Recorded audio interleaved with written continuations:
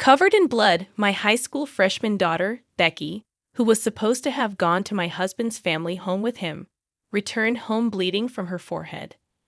I screamed in shock, and after hastily treating her wounds, I immediately contacted my husband, Ryan. When he answered the phone, I couldn't help but yell at him, "Ryan, where are you? I told you I'm on a business trip, didn't I?" I was stunned by his unexpected reply. A while ago, I had seen him off with Becky 5 days earlier, heading to his family home. Before me stood my daughter, seriously injured. Seeing my confusion, Vicky told me a shocking truth. My name is Kathy Hansen, a 40-year-old part-time housewife. My husband, Ryan, the same age as me, is a salesman who visits various schools to sell high school teaching materials. He always says trust is important, looking so cool being diligent and proper. Maggie became a high school freshman this spring. Once a clingy child who couldn't leave my side, she's now so responsible that she cooks dinner while waiting for me to return from my part-time job. Life was peaceful with my husband and daughter, but 5 years ago, my mother became bedridden due to an internal illness. Since then, I've been busy juggling caregiving and my part-time job, unable to manage a visit to my in-laws except during the Christmas holidays. During such times, Ryan was safe, jokingly saying, "Don't overdo it. Aren't you lucky to have an understanding husband?" He would go to visit his family home alone, and though I felt terrible, I was grateful as I was overwhelmed with caring for my mother. 3 years ago, my mother-in-law passed away suddenly in an accident. My father-in-law, who was very close to her, became deeply depressed, and Ryan's visits to his family home became more frequent. Moreover, Ryan expressed his desire to take his dad on a trip to cheer him up and treat him to delicious meals with each visit. The expenses increased $300 to $500, but I couldn't complain about money as I hadn't been able to visit my in-laws myself. One day, Ryan mentioned the cost of his next visit. "I need $11,000 for my next trip home," he said. I doubted if such a large sum was really necessary for visiting back home, but he never explained the details of the expenses. It must be necessary, I thought, as a way of showing how thankful I am to my father-in-law. I convinced myself of this. However, due to the sudden expense, I had no choice but to temporarily withdraw money from the savings account I had set aside for Becky's school fees. I'll have to skip going to the beauty salon for a while and make sure not to dip into Becky's money again, I decided, beginning to save diligently and gradually returning money to Becky's account. As Becky's exams finally ended and things settled down, my father-in-law said, "I want to see my granddaughter again." "All right, I'll take Becky and Dad to eat seafood as a reward for their hard work." "Really?" "Yay." Seeing Becky's beaming smile, I stroked her head, saying, "Thank you for always being so patient." She never complained, even though she always had to endure and even helped with caring for my mother. I was filled with gratitude. Then, on the morning of their departure to visit my father-in-law, Becky said, "I'll buy some souvenirs and come back." I replied, "Have fun," and we were all smiling. Little did we know what was about to happen. 5 days after Ryan and Becky left for my in-laws, around noon, I was preparing lunch in the kitchen when I heard the front door rattle open. "Who is it?" I shouted, entering without ringing the doorbell. I was startled and headed to the entrance, only to find Becky standing there, bleeding from her forehead. What on earth happened? I let out a scream, almost in a shriek, desperately looking around for Ryan, but he was nowhere to be seen. Trembling, my eyes brought Becky inside, and I immediately called out to Ryan, "Ryan, where are you?" "I'm at work.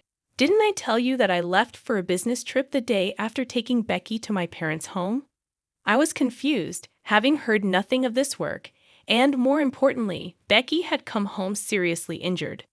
Ryan hung up quickly after saying, "She probably just fell. Don't take it too seriously. Girls her age tend to exaggerate." I couldn't possibly accept such a nonsensical story. While attending to Becky, I asked her, "Why are you injured? And did Dad leave for work?" Vicky, her face pale, kept her trembling lips sealed for a while. Then she whispered, Dad. He pushed me. Shocked. I gently rubbed Becky's back as I listened to her story. An unbelievable truth was exposed. Ryan had been keeping secrets from us, and he had injured Becky when she discovered them. That's not all. He threatened her while she was bleeding, saying, "If you tell anyone about this, next time it won't just be an injury." Becky had managed to escape from my in-laws' house when Ryan hesitated, and my father-in-law returned home. Fortunately, she had some money with her and was able to take the bus back home. How anxious she must have been, hiding her injury all the way here. I vowed never to forgive anyone who hurts my sweet Becky. I was angry not only at Ryan for abusing Becky, but also at the secrets he had kept. After hearing everything from Becky, I was about to call my father-in-law, ready for revenge. I was shocked to see numerous missed calls from him on my phone. "Oh, I'm sorry. I didn't notice the phone while I was cooking." I apologized. "No, it's fine." More importantly, I heard Becky had to rush back due to some urgent matter. "Did she arrive safely at your place?" "That's what I've been worried about, and why I called so many times," my father-in-law inquired. Hearing his words left me speechless. My husband, Ryan, had fabricated such a lie to cover up the fact that our daughter, whom he had injured, had fled back to our home. I then spilled everything to my father-in-law, who was oblivious to it all. "Becky is fine. I'm taking her to the hospital, but I can't forgive Ryan. Can you keep him at your house a bit longer?" "I want to give him a piece of my mind," I requested. My father-in-law immediately agreed, promising his cooperation. He said he would cunningly persuade Ryan to stay at their home for a while longer. In the meantime, I ran around making preparations for a confrontation with my husband. 5 days later, after completing the investigation into Ryan's secrets, I was on my way to my in-laws' house. Just as I was about to ring the doorbell, I saw Becky running up to me, out of breath. "Mom, wait for me. Didn't I tell you to wait at home? I can't just sit around. I have to confront him about what he did to me." I had planned to go into my in-laws' house alone, not wanting Becky to witness the argument between my husband and me. But it seemed Becky didn't want to just stay put. "I think I have a right to speak up too," Becky said, unyielding. Reluctantly, I agreed. I accepted her anger and decided to fight this together. We were greeted by my father-in-law, who was already aware of the plan. Entering the living room, we found Ryan, who appeared to have just woken up, lounging in his pajamas and watching TV. "Oh, weren't you supposed to be on a business trip, Ryan?" Startled by my sudden voice, Ryan jumped up. He started making lame excuses about how he was supposed to go, but then didn't need to. "Well, that doesn't matter now. What I want to know about is Vicky's injury," I stated firmly. "Oh, that clumsy her. Seems like she fell down the stairs and hit her forehead," Ryan replied. I was about to yell at my husband for feigning ignorance, but my father-in-law spoke first. "Enough. I know that Becky's injury is your fault," he said sternly. Becky chimed in, "Yeah, that's right." And I glared at Ryan, feeling cornered. Ryan started to look nervous, but then suddenly seemed to have an idea and argued back. "As if you have the right to talk.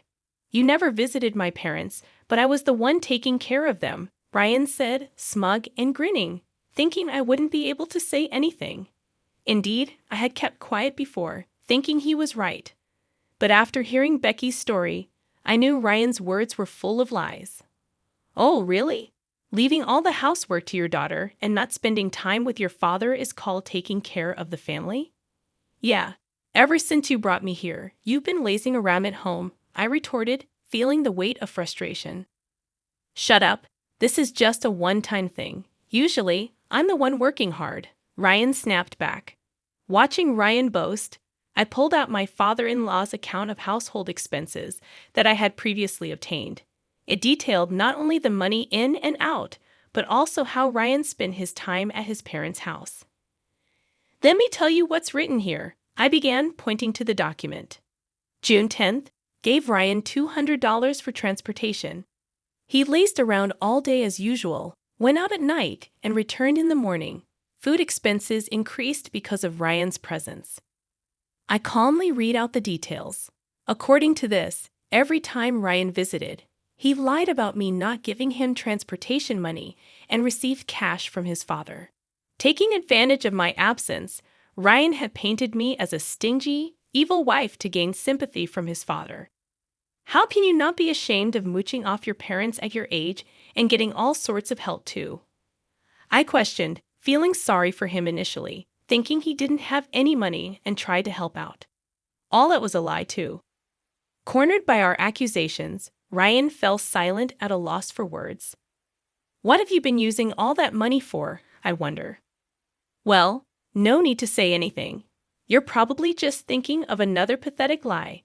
Ignoring Ryan's mumbling, I presented a photo in front of him. You needed so much money because you were splurging at places like this, right? How do you know about this place? Surprised that I knew about it, the color drained from his face. The secret that Becky had discovered while Ryan was visiting his parents was this. She thought Ryan was diligently caring for his father, but he was actually going out at night and returning in the morning. Suspicious, she secretly investigated and installed an app on his phone to track his location. After he left, she checked his whereabouts on a computer, always finding him at the same place. Researching online, Becky found out it was a gentleman's club. Shocked, she was about to call me when Ryan returned home. He found her researching the location and the club on the computer, and in a fit of rage, pushed her. Becky hit her head on the corner of a dresser, causing the bleeding, and the rest is as you know. After hearing Becky's story, I left my mother in the care of professionals for a few days and went to the club to gather evidence of Ryan's wasteful spending. The shock I felt seeing my husband cheerfully entering the club. The money for this visit, even if temporary, was taken from Becky's school fund, and he used it. "This, Dad, you're the worst," I said, presenting undeniable evidence. Ryan, cornered by the evidence, muttered weakly, "Isn't this normal for men?" and looked up at his father for support. "What are you talking about? Using your child's school money for your satisfaction is inexcusable for any man. I'm tired from work. Isn't it okay to have a little fun?" Vicky sighed in exasperation at Ryan's stubbornness. "Mom, do you know what kind of place that is?" "Huh? Oh no, I just took the photo and left immediately. I thought so." "Here, take this," Vicky said, laying out several printed pages of the club's website on the table. Looking over them with my father-in-law, we saw that the outfits worn by the girls at the club were school uniforms. They all seemed to be adults, but it was a gentleman's club where they cosplayed in revealing school uniforms. Seeing this, I thought to myself, exposing my daughter of this age to such a world. I was filled with anger, but Becky seemed unfazed. "So, Dad, you like this kind of stuff, huh?" "Gross," she commented, handing the papers to Ryan with a shudder, as if the idea was repulsive. "Well, you don't have to say it like that, you know. If your clients at the schools found out about your love for girls with uniforms, it could be a big problem, right? I doubt your company, which sells educational materials to schools, would want to keep an employee with such hobbies," I said with an icy stare. Ryan turned pale. I quickly grabbed Ryan's schedule book, which was left in his business bag, and found it easily. "Looking at this now, I know all the schools you've been visiting. Maybe I should inform your clients about your wonderful hobby. Please spare me that. I'm sorry. I went too far. I'll change my ways from now on." Realizing he couldn't escape, Ryan started trembling and knelt down. He apologized profusely. But years of frequenting those clubs, wasting money, not to mention injuring our daughter, were not forgivable. "Who would believe a liar like you?" I thought. "Dad, I've consulted with a lawyer, and I'm ready to proceed with a divorce. I'll make sure you pay back all the money you squandered on your indulgences, plus compensation. This is the end for us." Ryan tried to cling to Becky, but she dodged him, saying, "You, gross." Eventually, he broke down crying, and we glared at him coldly. Soon after the divorce was finalized, and I demanded from Ryan the $115,000 he had squandered and $30,000 in compensation. Word of his club visits leaked to his company. Ryan was fired, and even his father cut ties with him. Now he lives alone in a rundown house, barely making ends meet with day-to-day jobs. Unable to afford the compensation payments, he ended up borrowing money from shady lenders and now lives in fear of debt collectors. Meanwhile, I have found more time to myself after the divorce. With Becky's help, my mother's health improved significantly, and she no longer needs care. Now, the three of us women are enjoying a happy and harmonious life.